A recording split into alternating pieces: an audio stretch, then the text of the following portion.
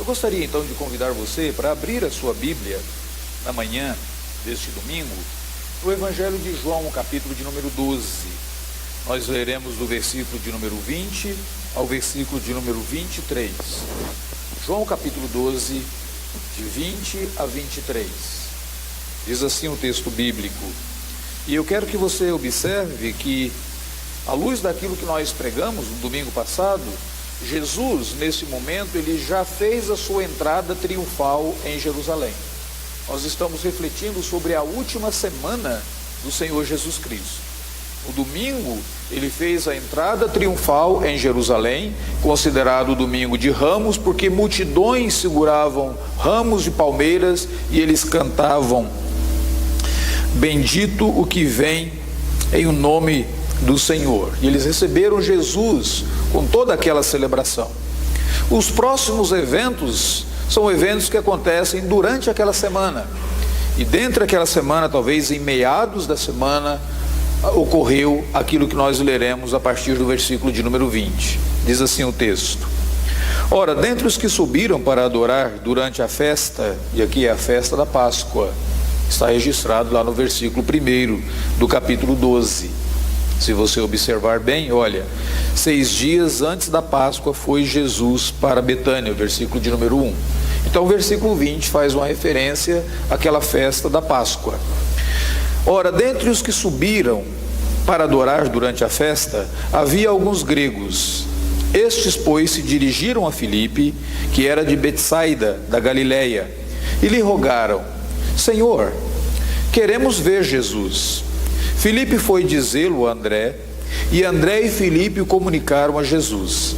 Respondeu-lhes Jesus: é chegada a hora de ser glorificado o Filho do Homem. Em verdade vos digo, se o grão de trigo caindo na terra não morrer, fica ele só. Mas se morrer, produz muito fruto. Quem ama a sua vida, perde-a. Mas aquele que odeia a sua vida neste mundo, preservá-la-á para a vida eterna. Se alguém me serve, siga-me, e onde eu estou, ali estará também o meu servo. E se alguém me servir, o Pai o honrará. Agora está angustiada a minha alma, e que direi eu? Pai, salva-me desta hora? Mas precisamente com este propósito vim para esta hora. Pai, glorifica o teu nome. Então veio uma voz do céu: eu já o glorifiquei, e ainda o glorificarei. A multidão, pois, que ali estava, tendo ouvido a voz, dizia ter havido um trovão. Outros diziam: foi um anjo que falou. Então explicou Jesus: não foi por mim que veio esta voz, e sim por vossa causa. Chegou o momento de ser julgado este mundo, e agora o seu príncipe será expulso. E eu, quando for levantado da terra, atrairei todos a mim mesmo. Isso dizia, significando de que gênero de morte estava para morrer. Replicou-lhes, pois, a multidão: nós temos ouvido da lei que o Cristo permanece para sempre. E como dizes tu ser necessário que o Filho do Homem seja levantado, quem é este Filho do Homem? Respondeu-lhes Jesus: ainda por um pouco a luz está convosco. Andai enquanto tendes a luz, para que as trevas não vos apanhem. E quem anda nas trevas não sabe para onde vai. Enquanto tendes a luz, crede na luz, para que vos torneis filhos da luz. Jesus disse essas coisas e, retirando-se, ocultou deles. Vamos orar? Senhor, nós acabamos de ler a Tua palavra na manhã desse domingo, e a Tua palavra fala ao nosso coração.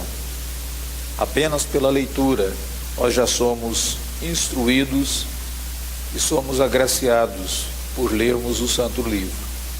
Mas nós queremos ouvir a Tua voz também, pela iluminação do Teu Santo Espírito, e pedir que o Senhor fale ao nosso coração, e pedir que o Senhor transforme a nossa vida, e pedir que o Senhor alimente o nosso coração, nos fortalecendo para vivermos mais uma semana neste mundo, aguardando o Senhor e testificando do Senhor para as pessoas ao nosso redor. Em nome de Jesus, nós te pedimos assim. Amém. Quando você pensa no cristianismo, um dos símbolos do cristianismo que normalmente vem à tua mente é a cruz.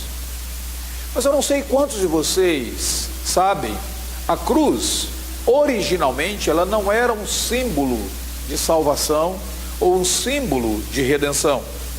A cruz era um símbolo de maldição.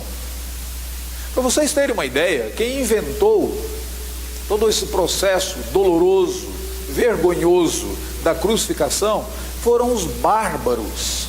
E os bárbaros lá no Império Grego, eles praticavam esta condenação da morte da cruz, especialmente para criminosos e para escravos. Quando esses escravos, por alguma razão, se rebelavam contra os seus senhores, quando esses escravos, por alguma razão, haviam sido desonestos, eles eram condenados à morte e à morte na cruz. O espetáculo de uma pessoa morta na cruz ficaria por dias para causar terror, pavor para outras pessoas, para que elas não cometessem crimes semelhantes àqueles.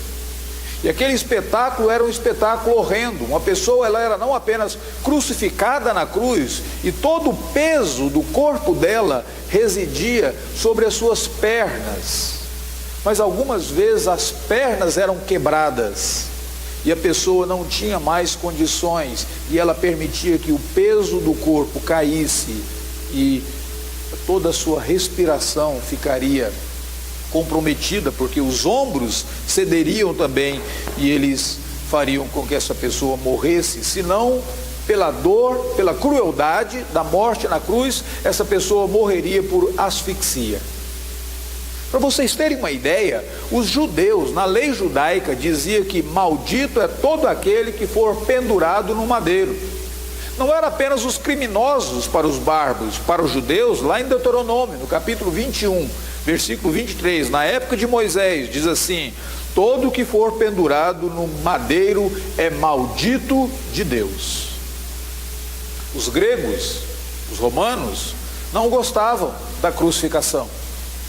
Cícero, aquele poeta, aquele estadista romano, ele dizia mais ou menos assim: que o próprio nome da cruz fique distante, não apenas do corpo do cidadão romano, mas também dos seus pensamentos, dos seus olhos, dos seus ouvidos. A cruz era horrenda.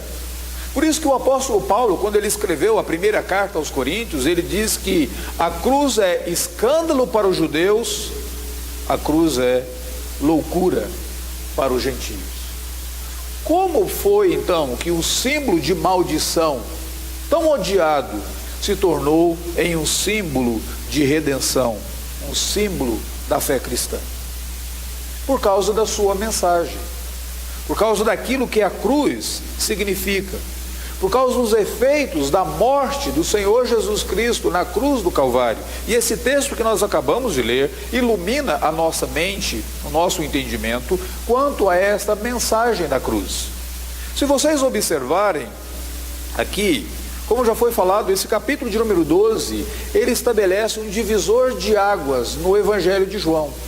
Até o capítulo 12, você está lendo sobre os feitos e os ensinamentos do Senhor Jesus, os milagres que ele realizou. Você está lendo sobre os ensinamentos dele depois da multiplicação dos pães. Você lerá sobre os ensinamentos do Senhor Jesus na festa dos tabernáculos, capítulo 7, capítulo de número 8.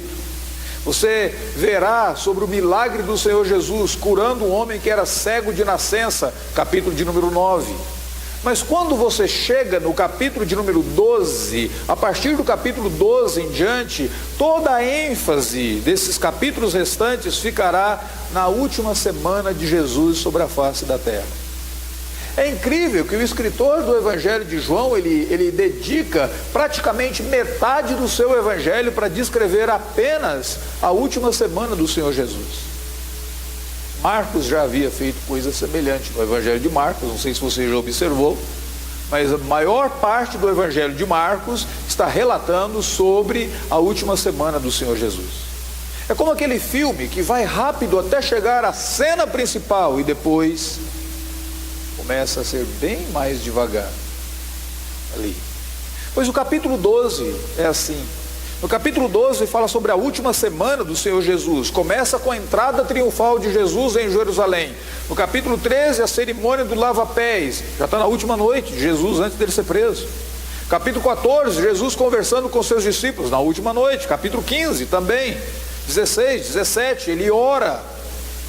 No capítulo 18 ele vai para o Getsema, ele é preso. No capítulo 19 ele é crucificado. E depois ele morre. Capítulo 21 ele ressuscita. Capítulo 22 termina o Evangelho. Que coisa interessante. O que João quer? Que eu e você olhemos e focalizemos a nossa atenção a partir desse capítulo. Ele quer que nós compreendamos a morte de Cristo, a obra do Senhor Jesus, aquilo que Ele realizou por nós, morrendo na cruz do Calvário. O texto começa dizendo que alguns gregos queriam encontrar-se com Jesus, versículo de número 20. Alguns gregos que subiram para participar da festa da Páscoa, alguns gregos que provavelmente eram prosélitos, ou seja, gentios que haviam assumido e adotado a religião judaica, que haviam sido circuncidados, mas eles não podiam entrar em todas as partes do templo. Tinha um lugar do templo que era um lugarzinho separado para eles. Agora eles ouviram falar de Jesus Cristo e eles querem ver o Senhor Jesus. E eles procuram a quem? Eles procuram Filipe, que vai procurar o seu irmão André. É engraçado que são os únicos apóstolos que têm nomes gregos. Filipe não é um nome judaico. André, Andrós, homem, não é um nome judaico. Eles procuram aqueles que rapidamente eles identificam como pessoas que de alguma maneira falavam grego ou que conheciam e poderiam se simpatizar com a situação deles. Eles chegam e eles dizem assim: Senhor, queremos ver Jesus. O termo ver é: Senhor, nós queremos encontrar Jesus. O que eu acho interessante é que Jesus não responde a eles dizendo: pode vir a hora tal, no minuto tal, eu vou me encontrar com vocês. Jesus não diz: deixe-os vir a mim. Mas Jesus simplesmente dá uma outra resposta. Versículo de número 23: é chegada a hora de ser glorificado o Filho do Homem. Agora, para você que lê a Bíblia, deixa eu mostrar para você algo muito interessante. Esse termo, hora, é especial no Evangelho de João. Deixa eu mostrar para você algumas coisas. No capítulo de número 2, Jesus realizou o primeiro milagre dele, que foi a transformação da água em vinho. Naquele momento, Maria procurou Jesus, antes dele realizar o milagre, ela procurou Jesus para anunciar para Jesus que o vinho havia acabado. E Jesus disse para ela o seguinte: não é chegada a minha hora. Mais tarde, no capítulo 4, Jesus se encontrou com uma mulher samaritana, no poço, lá de Siloé. Enquanto Jesus conversava com a mulher samaritana, ele disse para ela o seguinte, ela perguntou para ele: Senhor, onde é que nós devemos adorar? E ele disse: mulher, vem a hora, e já chegou, quando os verdadeiros adoradores adorarão meu Pai em espírito e em verdade. Ele tem a expectativa: não é chegada a minha hora, a hora ainda virá. Lá no capítulo de número 5, ele diz: vem a hora, e já chegou, quando os mortos ouvirão a voz do Filho. Não chegou ainda, ele está esperando por ela. Quando chega no capítulo de número 7, Jesus estava na festa dos tabernáculos. Ele havia dito que ele era a água da vida. E ali, as pessoas, alguns judeus, mandaram soldados para prender Jesus. Mas eles não puderam prender Jesus. E João escreve que eles não puderam prender Jesus porque ninguém lhe pôs a mão, porque ainda não era chegada a sua hora. No capítulo de número 8, de novo eles tentam prender Jesus, mas os soldados não podem prendê-lo. Não era chegada a sua hora. E agora, nesse capítulo de número 12, versículo 23, ele diz: a hora chegou. É chegada a hora. Capítulo 13, versículo de número 1 diz: e Jesus, sabendo que era chegada a sua hora de passar deste mundo para o Pai, tendo amado os seus discípulos, amou-os até o fim. Que hora era essa? A hora em que Jesus haveria de morrer. A hora em que Jesus haveria de ser glorificado como Filho do Homem, lá naquela cruz, a hora de Cristo era a hora da morte, a hora de Jesus. O compromisso dele era o compromisso com a sua morte ali na cruz do Calvário. Mas ele diz, é chegada a hora de ser glorificado o Filho do Homem. Essa expressão, Filho do Homem, ela não foi uma invenção do evangelista João. Não foi João que pensou nessa expressão. Essa expressão ela vem lá do Antigo Testamento. Você pode abrir a sua Bíblia, por gentileza, comigo, no livro de Daniel, capítulo de número 7. Nós voltaremos aqui em João 12, então deixe um dedo em uma parte da Bíblia e dê uma olhada em Daniel, capítulo 7, versículo de número 13 e 14. Diz assim: Daniel estava tendo as suas visões. Eu estava olhando nas minhas visões da noite, e eis que vinha com as nuvens do céu como filho do homem. E dirigiu-se ao ancião de dias, o próprio Deus, o Pai, e o fizeram chegar até ele. Foi-lhe dado, ao Filho do Homem foi dado domínio, glória, reino para os povos, nações e homens de todas as línguas, para que o servissem. E o seu domínio é domínio eterno, e não passará o seu reino, e o seu reino jamais será destruído. Ou seja, quando a Bíblia fala lá em Daniel sobre o Filho do Homem, a imagem do Filho do Homem, a visão do Filho do Homem, ele é glorioso, ele tem domínio eterno, ele se achega ao ancião dos dias, ele tem livre acesso à presença de Deus, e ele recebe toda a glória. Jesus diz assim, é chegada a hora do Filho do Homem ser glorificado. Ele não diz é chegada a hora do Emanuel ser glorificado, é chegada a hora de eu receber aquela mesma glória que Daniel viu. É chegada a hora de eu receber poder, glória, honra, domínio, reino eterno que jamais será destruído, que jamais passará. É chegado o momento. Que momento era esse? O momento da cruz. Mas como a cruz, um símbolo de maldição, pôde resultar em glória para Jesus Cristo, um símbolo de glorificação para Jesus. Eu quero que você observe comigo alguns versículos. Primeiro, a cruz se tornou um momento de glorificação para Jesus, porque a cruz marcou a sua entrega voluntária. Versículo de número 23, ele diz que era chegada a hora do Filho do Homem ser glorificado, e versículo 24 ele diz, em verdade vos digo que se o grão de trigo caindo na terra não morrer, fica ele só, mas se morre, produz muito fruto. Quem ama a sua vida perde, aquele que odeia a sua vida neste mundo, preservá-la para a vida eterna. Se alguém me serve, siga-me, e onde eu estou, ali estará também o meu servo. E se alguém me servir, o Pai o honrará. Agora está angustiada a minha alma, mas que direi eu? Pai, salva-me dessa hora? Não, precisamente com esse propósito eu vim para essa hora. Jesus tem a plena consciência de que ele veio para morrer. Ele tem a plena consciência que ele veio se entregar voluntariamente, espontaneamente. Ninguém o forçou a ir para aquela cruz.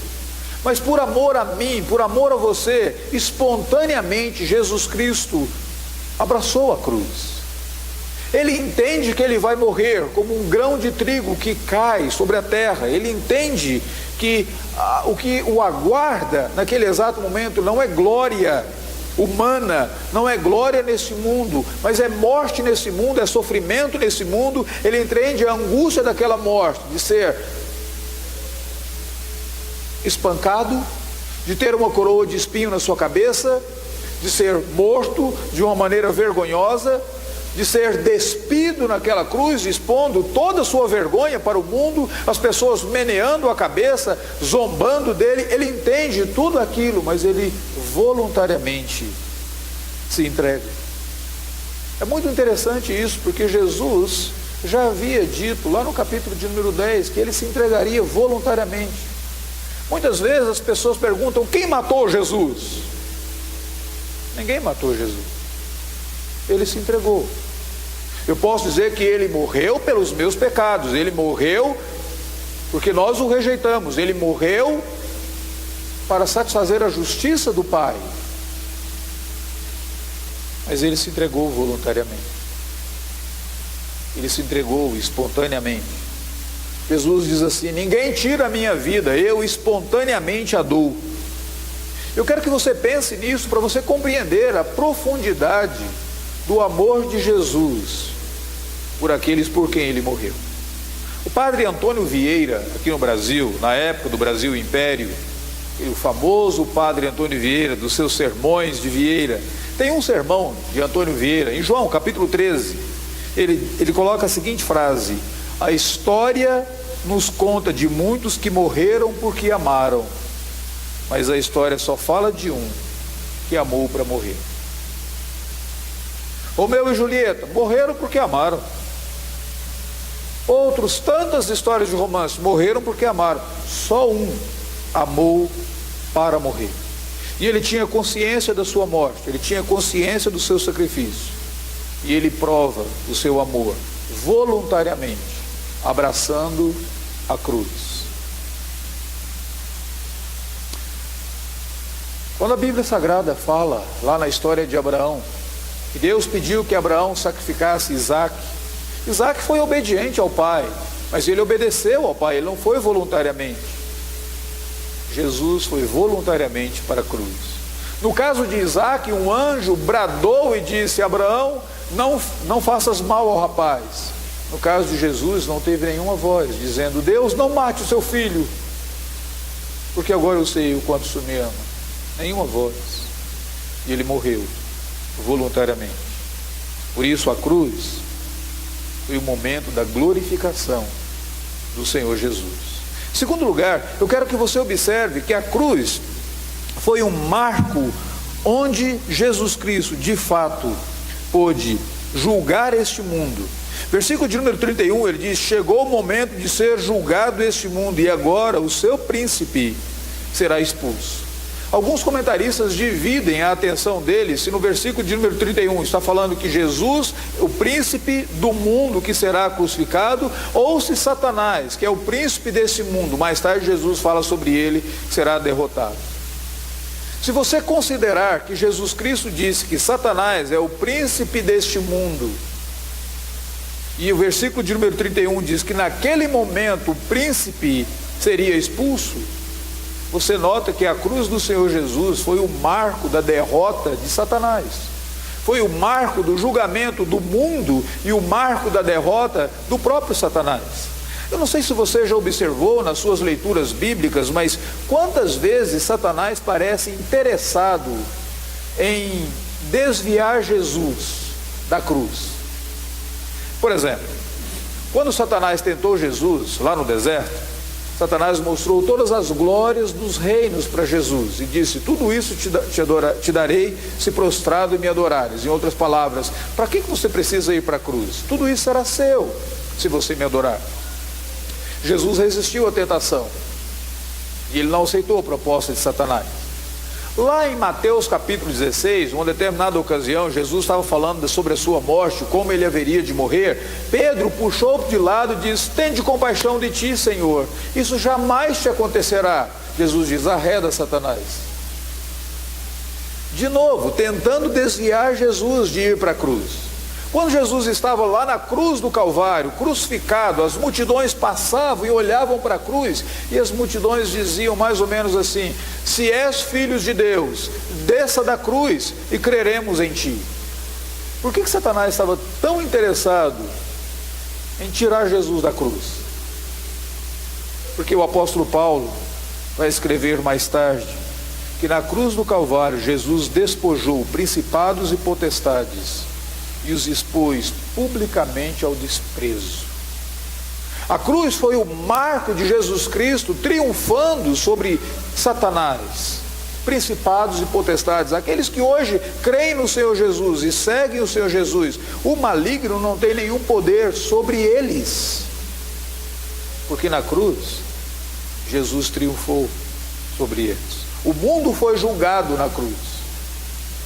E não apenas Jesus foi crucificado, mas Satanás, o príncipe do mundo, foi derrotado naquela cruz. Observe um terceiro aspecto, versículo de número 28. Jesus disse assim: Pai, glorifica o teu nome. E o pai diz assim: eu já o glorifiquei e ainda o glorificarei. Na cruz, o nome de Deus é glorificado de uma maneira singular. Que nome de Deus é esse? Na Bíblia Sagrada, em várias ocasiões, o Senhor Deus revelou o nome dele. Ele apareceu para Moisés e Moisés disse para ele: Senhor, qual é o nome? Como que eu tenho que apresentar o Senhor lá para os judeus no Egito? Ele diz: eu sou o que sou. Mas teve uma outra ocasião na vida de Moisés, lá no capítulo 34 do livro de Êxodo, em que Moisés estava tão entusiasmado porque o Sinai estava fumegando. Uma nuvem sobre o Sinai representava a própria presença de Deus, fogo, terremoto, chamas. O espetáculo era horrível, terrível, tão terrível que os judeus disseram para Moisés: fale tu com ele, não falemos nós, para que não morramos. Mas Deus, do meio daquela nuvem, convidou Moisés para comer pão e cear na presença do Senhor. E Moisés ficou tão empolgado com tudo aquilo que Moisés virou para o Senhor Deus e disse assim: Senhor, mostra-me a tua glória, e isso me basta. E Deus diz: olha, Moisés, o homem jamais viu a minha glória. Você não verá a minha glória, mas eu vou colocar você numa fenda da rocha, numa caverna, e as minhas costas passarão sobre você. Você não verá a minha face, mas você verá as minhas costas. Enquanto Moisés ali estava, o Senhor Deus passou então, e houve uma proclamação, e a proclamação foi a seguinte: Senhor, Senhor, Deus compassivo, clemente, longânimo e grande em misericórdia, que guarda a misericórdia e não inocenta o culpado. Quem é Deus? É o Deus que guarda a misericórdia e não inocenta o culpado. Você vai dizer: como é que pode isso? Ou ele é misericordioso ou ele é justo. Não, Deus se apresentou como o misericordioso justo. E sabe qual o único lugar na Bíblia Sagrada você encontra as duas coisas juntas? Na cruz do Calvário. Na cruz do Calvário, Deus exerceu a justiça dele, porque a Bíblia diz que o pecado, o salário do pecado é a morte. Ou você paga o seu próprio pecado, ou você aceita aquele que pagou o preço por você. Na cruz do Calvário, a ira de Deus, que era sobre mim, sobre você, sobre todos aqueles que pecaram, caiu sobre o Senhor Jesus. Ele tomou sobre ele os nossos pecados. Mas na cruz do Calvário, porque a ira de Deus caiu sobre o Filho, ele estendeu a nós a sua justiça. E Deus foi misericordioso conosco. É por isso que você tem na cruz do Calvário esse encontro da justiça com a misericórdia. O nome de Deus foi glorificado. A cruz é símbolo da redenção. Quando você nota também, versículo de número 24, você observa que a cruz de Jesus deu ao próprio Jesus Cristo o direito de conceder vida aos seus seguidores. Se o grão de trigo caindo em terra não morrer, fica ele só. Mas se ele morrer, ele produz muitos frutos. E dos frutos da morte de Jesus Cristo nós temos a vida. Versículo de número 26. Agora está angustiado. Aliás, se alguém me serve, siga-me, e onde eu estou estará também o meu servo. E se alguém me servir, o Pai o honrará. Somente quando Jesus satisfez a justiça de Deus, ele pôde conceder vida e comunhão eterna a todo aquele que crê nele. Foi porque lá na cruz do Calvário Jesus pagou o preço. Foi porque lá na cruz do Calvário Jesus satisfez a ira de Deus. Foi porque lá na cruz do Calvário Jesus Cristo morreu por mim e por você, que agora ele pode conceder vida e vida eterna a todos aqueles que nele creem. Mas em último lugar, a cruz do Calvário é símbolo da redenção, porque ela deixa bem claro qual que é a natureza, qual que é a urgência que eu e você temos de crer em Jesus, de seguirmos Jesus. A Bíblia tem uma palavra para explicar o que significa seguir Jesus. A palavra é discipulado. Vocês já devem ter ouvido essa palavra. Os seguidores de Jesus eram chamados seus discípulos. A vida cristã, toda ela, do começo que você crê em Jesus, é chamado discipulado. Qual que é a natureza dessa vida cristã? Qual que é a natureza do verdadeiro discipulado? Jesus disse isso no versículo de número 25. Quem ama a sua vida perde-a. Aquele que odeia a sua vida neste mundo, preservá-la para a vida eterna. Se alguém me serve, siga-me, e onde eu estou estará também o meu Pai. Jesus está dizendo que para eu e você sermos verdadeiros discípulos, nós não devemos amar o mundo mais do que nós amamos Jesus. Se alguém amar a sua vida neste mundo mais do que a mim, perde a sua vida. Mas se alguém não amar a sua vida, amar a mim mais do que a sua própria vida, vai ter a sua vida preservada. A natureza da vida cristã é uma natureza de desprendimento, onde Cristo vem primeiro, onde existe aqui uma reordenação do meu amor. Eu não amo as coisas mais do que eu amo Jesus. Eu não amo as pessoas mais do que eu amo Jesus. Eu não preciso odiar as coisas, não tenho que odiar as pessoas. Mas eu tenho que dizer: onde está a minha devoção maior? Quem merece o meu amor maior? É isso que Jesus está dizendo. Jesus não convida os cristãos para serem um grupo de odiosos que odeiem as pessoas lá fora. Odeiem seus parentes, odeiem seus colegas de trabalho, odeiem as coisas do mundo. Mas Jesus deixa bem claro que a partir do momento que eu amo mais qualquer coisa no mundo do que Jesus, eu não estou seguindo Jesus verdadeiramente. E você bem sabe que nós temos várias coisas que competem com o nosso amor. Várias coisas que competem com o nosso amor. Muitas vezes você ama o conforto, o lazer, muito mais do que você ama Cristo. Você sacrifica o seu tempo de leitura bíblica, você sacrifica o seu tempo de atitude como um crente, como um servo de Deus, como marido ou como esposa. E você passa a viver como uma esposa segundo os padrões do mundo, não segundo a Bíblia Sagrada. Você passa a viver como marido segundo os padrões do mundo, não segundo a Bíblia Sagrada. Você passa a viver como um jovem segundo os padrões do mundo, não segundo a Bíblia Sagrada. E você diz: mas eu não consigo. Por quê? Porque a sua devoção tem sido mais a sua própria vida do que a vida de Cristo. Mas Jesus diz que aquele que ama a sua vida, perca, e você vai tê-la eternamente. Não ame as coisas do mundo mais do que você ama Jesus. Essa é a natureza do discipulado. Mas qual que é a urgência do discipulado? Por que eu tenho que de fato procurar seguir Jesus dessa maneira e fazer até alguns sacrifícios na minha vida? Por isso, os últimos versículos do texto, ele diz: ainda por um pouco e a luz está convosco. Andai enquanto tendes a luz, para que as trevas não vos acompanhem, e quem anda nas trevas não sabe para onde vai. Enquanto tendes a luz, crede na luz, para que vos torneis filhos da luz. Por que é importante eu e você, diante da cruz, da realidade da cruz, do símbolo da redenção, de fato assumirmos o compromisso de sermos verdadeiros discípulos do Senhor Jesus Cristo? Primeiro, por causa da brevidade do tempo e das oportunidades que você tem para tomar essa decisão. É claro que Jesus ali naquele momento, ele estava falando da sua própria vida. É como se ele estivesse dizendo: eu tenho mais meia semana com vocês e depois eu morrerei. Mas não apenas o tempo de Jesus sobre a terra era breve, o meu e o seu também, aqui sobre a terra, é um tempo breve.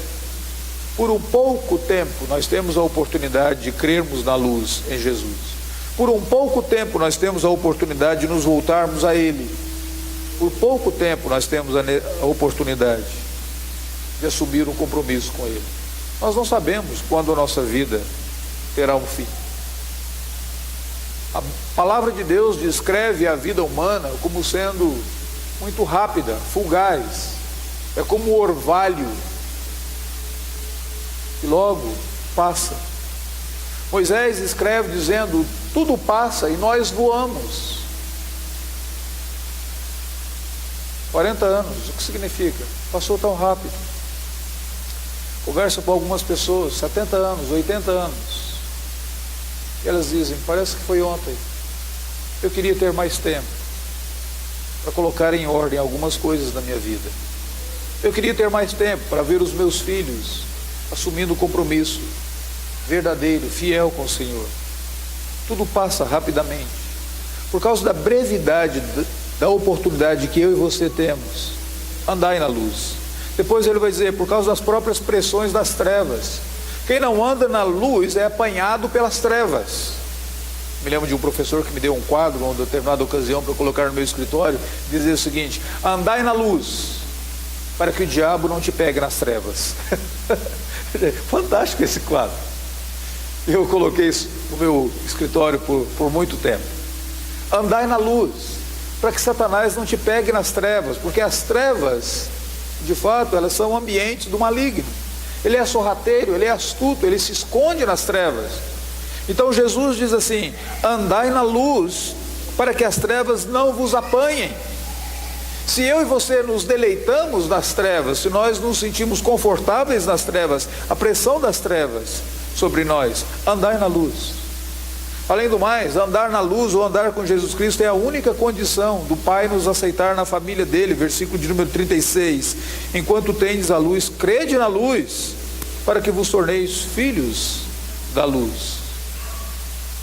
Pois bem, o que esse texto tem a ver comigo e com você? Esse texto explica claramente como que a cruz do Senhor Jesus Cristo, aquele símbolo da maldição, tornou-se para Jesus, para mim e para você, o símbolo da redenção. Tornou por Jesus e para mim e para você o símbolo da redenção. Ali era a hora de Jesus, o momento em que ele haveria de morrer. E a partir daquele instante, a cruz se tornou o símbolo de redenção para nós. Por quê? Porque se você entende a mensagem da cruz corretamente, você vai reorganizar os seus sentimentos, reorganizar as suas emoções, você vai reordenar o seu amor. Quem que você ama mais? Aquele que se deu por você, Jesus Cristo? Aquele que te amou de tal forma que ele abraçou voluntariamente a cruz por você? Ou você ama mais a você mesmo, o seu conforto, os seus planos, os seus sonhos, os seus desejos, as coisas ao redor, as pessoas ao redor? Eu e você precisamos que o nosso amor seja reorganizado, reordenado.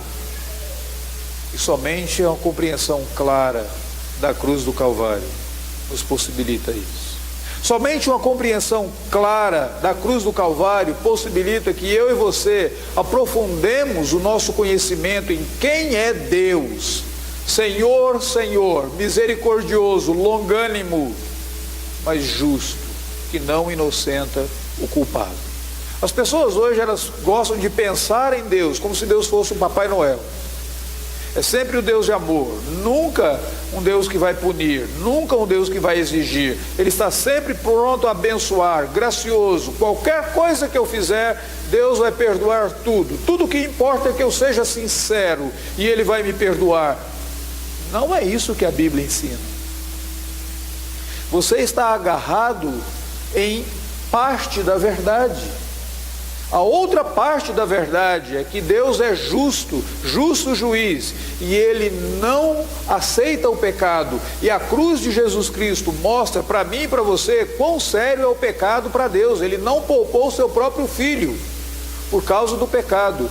Ele o esmagou. Isaías 53 diz que ele esmagou o seu filho lá naquela cruz. Ele virou as costas para o filho lá naquela cruz. Sabe por quê? Porque pecado é sério para Deus. Pecado ofende Deus, ofende a santidade de Deus. Mas quando eu e você entendemos a cruz, nós entendemos que Deus é Deus de misericórdia, Deus de justiça ao mesmo tempo. Quando eu e você entendemos a mensagem da cruz, nós podemos nos alegrar. Não estamos mais sob o domínio do príncipe deste mundo, Satanás. Nenhuma praga chegará à sua tenda. O inimigo não tem poder sobre vós. Ele é um leão que anda em derredor querendo alguém para tentar. Ele tenta, ele é um tentador insistente. Quando eu e você nos colocamos no raio de esfera de atuação de Satanás, nós estamos dando oportunidade para ele na nossa vida, no nosso lar, na nossa família, no nosso casamento. E ele veio para roubar, para matar e para destruir. Se eu e você, se nós nos colocamos no raio da esfera de ação, mas se nós estamos em Cristo, ele não tem poder algum sobre nós. Nós temos a mente de Cristo. Ele não pode de maneira alguma interferir no nosso pensamento. O Espírito habita no nosso coração. Ele não pode tocar a nossa vida. Você já prestou atenção que Satanás só pôde atingir a vida de Jó depois que Deus deu permissão para ele fazer aquilo? E Deus não colocou limites? Já prestou atenção nisso? A cruz de Jesus mostra: nós estamos livres do poder e da ação de Satanás sobre a nossa vida. Mas a cruz de Jesus nos convida também a andarmos como filhos da luz. Andar como filhos da luz é andar como filhos de Jesus Cristo, que é a luz do mundo, de Deus o Pai, que é luz, e não há nele trevas algum. Deixa eu usar uma metáfora para explicar para você como que isso funciona. Nós falamos, quando nós estudamos ciência, que o Sol tem luz própria, não é? O Sol tem luz própria, aquela grande bola de fogo queimando, séculos e séculos queimando ali. Ele tem essa combustão própria e ele está queimando. Mas a Lua traz luz também para nós. A Lua ilumina na nossa caminhada, principalmente se você está perdido numa montanha na floresta amazônica, 5 horas perdido. Embora você grite para a Lua, quem lê entenda. Embora você grite para a Lua, mas a Lua traz luz para você e para a sua experiência quando você está nessa situação, certo?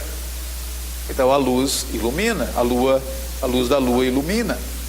Mas a luz da Lua é derivada. A Lua não tem luz própria. A Lua reflete dessa luz própria do Sol. Eu e você também não temos luz própria. A nossa luz é derivada.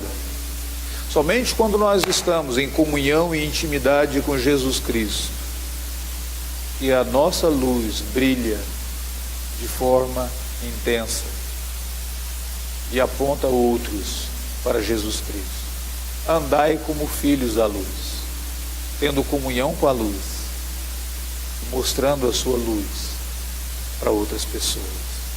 Seja firme e diga assim para a sua alma, lá no seu íntimo: ó minha alma, permaneça firme nos caminhos do Senhor, mesmo quando você estiver lutas, mesmo quando você tiver algumas coisas que tentam te desanimar. Vamos fazer essa oração cantada nesse momento?